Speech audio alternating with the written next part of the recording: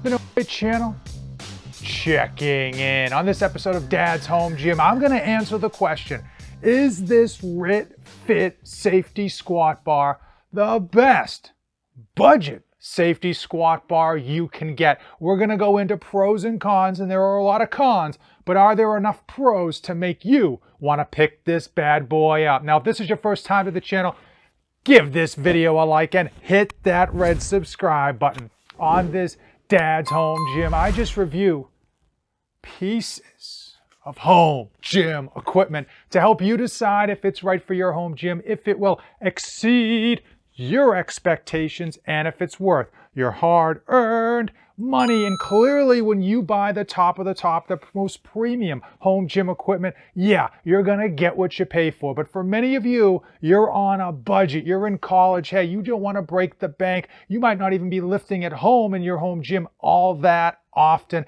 especially when it comes to an auxiliary bar like the safety squat bar. We're gonna get into what it does, why you would wanna pick this up, but I happen to really enjoy trying to grab budget equipment because some budget equipment absolutely over-delivers on that price point you pay for, and some budget equipment absolutely define the meaning of you get what you pay for. The safety squat bar was originally designed in 1984 by Jesse Hoagland, and while today there are a ton of specialty exercises that you can incorporate with the safety squat bar, the predominant one still is, surprise, surprise, the squat. Now, when you squat, you happen to put your wrist in a very precarious position, especially if you have pre-existing wrist issues.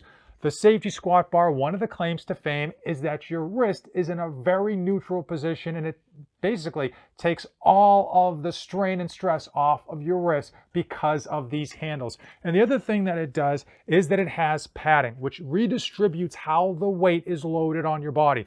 With the barbell, especially when you go heavy, all of that weight is right down directed on your vertebrae. And what this safety squat bar does is that it spreads the load over the course of your upper back and across your shoulders with these pads, allowing for a more comfortable squat position, especially if you have lower back injuries or lower back pain. It transfers some, not all, but some of that load higher up on your back. So when you're squatting, you feel it a lot less on your lower back. Why would you want to go budget when it comes to a safety squat bar? Well, number one, you could be on a very tight budget. Nothing wrong with that. Number two is that you might not plan to actually be incorporating this into your training routine very often. I know some people that will go 2 months before they break out their own safety squat bar, and some people who use them every day. So your use case may vary. And frankly, this is probably the best budget safety squat bar you can get for the money. So let's talk about the pros before we dive into the cons. Number one pro, the cost.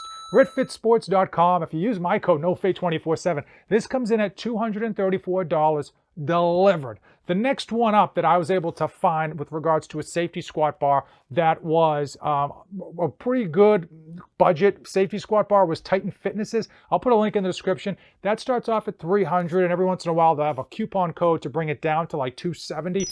One of the benefits I have actually found with this safety squat bar has to do with the negatives. Let's talk about that negative first, and that is the padding.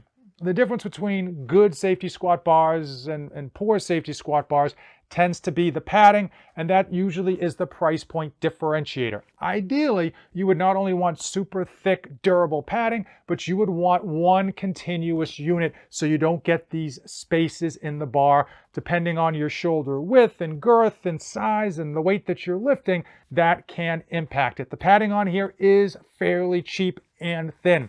Also, because this middle piece comes off, if you're not careful, and the opening is right where your traps are, when you go to kind of set this bar on your back, that the bar is going to slide forward, so there will essentially be no padding where you want it to be, and that is a negative. But one of the positives is that because you can remove this front piece, it allows you to do front squats with it.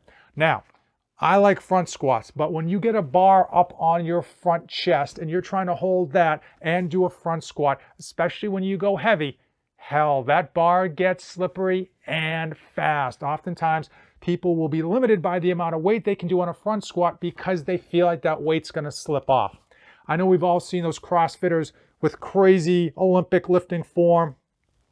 I'm just not that person, and you might not be either. So by taking off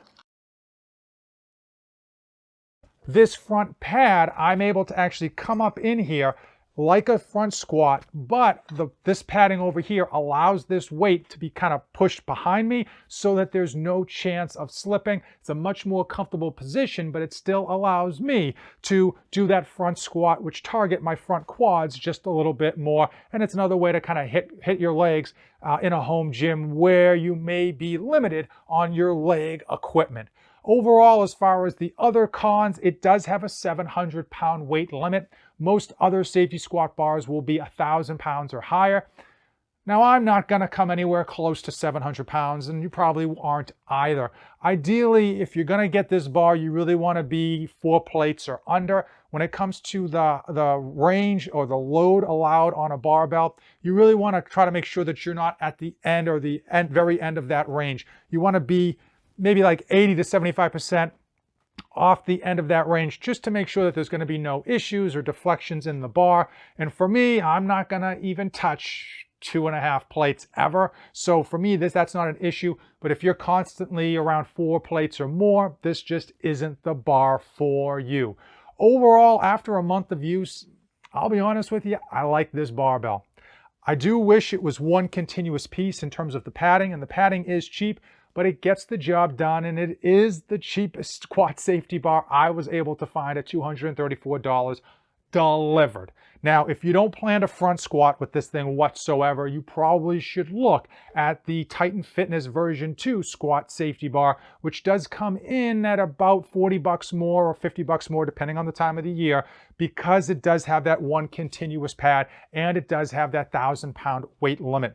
Overall, though, ritfitsports.com, if you are on a budget, and there's nothing wrong with that, for a multitude of reasons, this one is one you want to look into, especially if you only want to have it on hand to pull out for some auxiliary exercises every once in a while. I want to know from you. Comment down below. Have you tried a safety squat bar before, and what did you think of it? Personally, for me, a guy with a bad back, I am sold on the safety squat. I think it is ideal to make sure that I'm able to hit those big multi-joint exercise movements on leg day without blowing up my back, and the benefit of allowing me to do a front squat safely and securely. Hopefully you found today's video informative. If there are any other bars or equipment that you want me to review, please drop it in the comments below. I take that into consideration, and all of you who have been using my affiliate links, thank you so much. All of those links, all of that money, and it isn't much, but it's appreciated, goes right back into the channel so I can pick up future pieces of equipment to review for you. I happen to think that there's a great budget home gym equipment out there, and you just got to pick it up, review it, and figure out which ones are worth your hard-earned money and which ones are dead on when we say you get what you pay for. Hopefully you found today's video informative. I've gone on long enough. As usual, thanks for watching, and don't save anything for the trip back.